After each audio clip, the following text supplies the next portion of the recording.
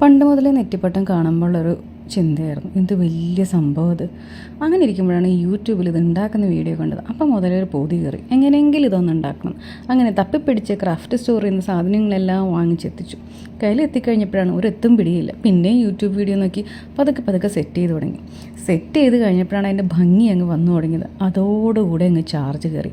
എങ്ങനെയെങ്കിലും ഇത് കംപ്ലീറ്റ് ആക്കണം എന്നുള്ള ധാരണയിൽ വേഗം തന്നെ ഒന്നേന്ന് പിടിച്ച് എല്ലാം ഒട്ടിച്ചൊട്ടിച്ചങ്ങ് വന്നു. കുറേ സമയമെടുത്തെങ്കിലും നല്ല രസമുണ്ടായിരുന്നു അത് റെഡിയായി വരുന്നത് കാണാൻ.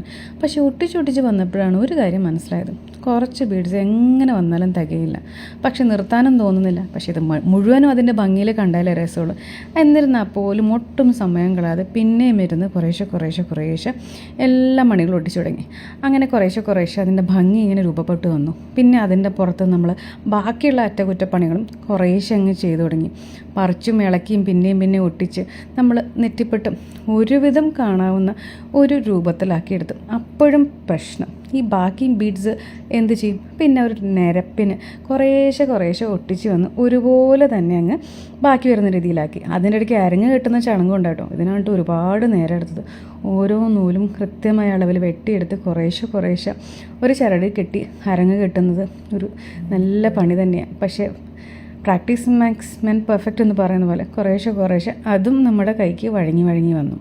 അങ്ങനെ അരങ്ങെല്ലാം കുറേശ്ശെ കെട്ടിത്തീർത്തു. ഒരുപാട് നൂലും ഒരുപാട് സമയം അരങ്ങ് കെട്ടാൻ വേണ്ടി വന്നു.